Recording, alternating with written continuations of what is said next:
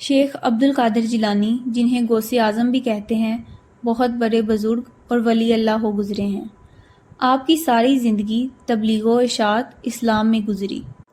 بے شمار لوگوں نے آپ سے روحانی فیض حاصل کیا۔ آج بھی دنیا آپ کی تعلیمات سے فیض یاب ہو رہی ہے۔ آپ کو بچپن سے ہی علم حاصل کرنے کا بے پناہ شوق تھا۔ آپ نے ابتدائی تعلیم تو اپنے قصبے جیلان میں ہی حاصل کی، لیکن دین کی اعلیٰ تعلیم حاصل کرنے کے لیے بغداد جانا پڑتا تھا۔ اس زمانے میں گاڑیاں اور موٹر کاریں نہ تھیں، اس لیے لوگ قافلوں کی صورت میں پیدل سفر کرتے تھے۔ چنانچہ آپ کی والدہ نے آپ کو بھی بغداد جانے والے ایک قافلے کے ہمراہ روانہ کر دیا۔ سفر پہ روانہ ہونے سے پہلے آپ کی والدہ نے آپ کو کچھ خوراک اور 40 اشرفیاں گزر اوقات کے لیے دیں۔ آپ کی والدہ نے یہ اشرفیاں آپ کی قمیض کی تہہ میں سی دیں تاکہ محفوظ رہیں، اور چلتے وقت آپ کو خاص طور پر یہ نصیحت کی کہ بیٹا، ہمیشہ سچ بولنا اور جھوٹ کے قریب نہ جانا۔ آپ نے ماں کی اس نصیحت کو غور سے سنا اور سفر پہ روانہ ہو گئے۔ قافلے کے لوگ ڈرتے ڈرتے سفر پہ روانہ ہوئے۔ انہیں اس بات کا بھی خدشہ تھا کہ کہیں راستے میں ڈاکو قافلے پر حملہ نہ کر دیں، کیونکہ ان دنوں راستے غیر محفوظ تھے اور ڈاکو اکثر قافلوں کو لوٹ لیا کرتے تھے۔ آخر وہی ہوا جس بات کا ڈر تھا۔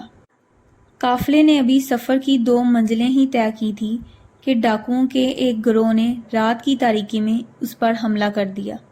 تمام قافلے میں افراتفری اور بھگدڑ مچ گئی اور ڈاکوؤں نے اہل قافلے کو خوب لوٹا۔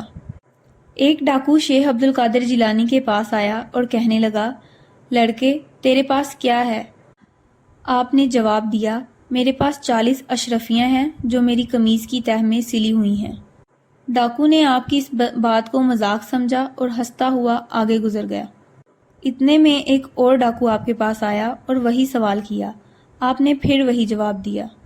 وہ ڈاکو یہ جواب سن کر حیران ہوا اور آپ کو پکڑ کر اپنے سردار کے پاس لے گیا۔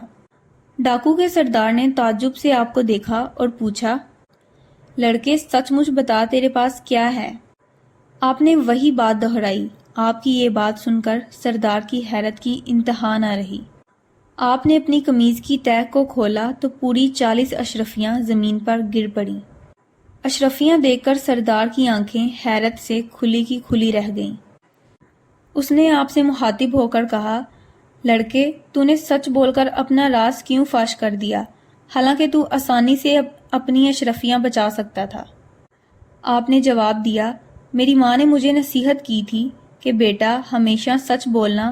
میں نے اپنی ماں کی نصیحت پر عمل کیا ہے۔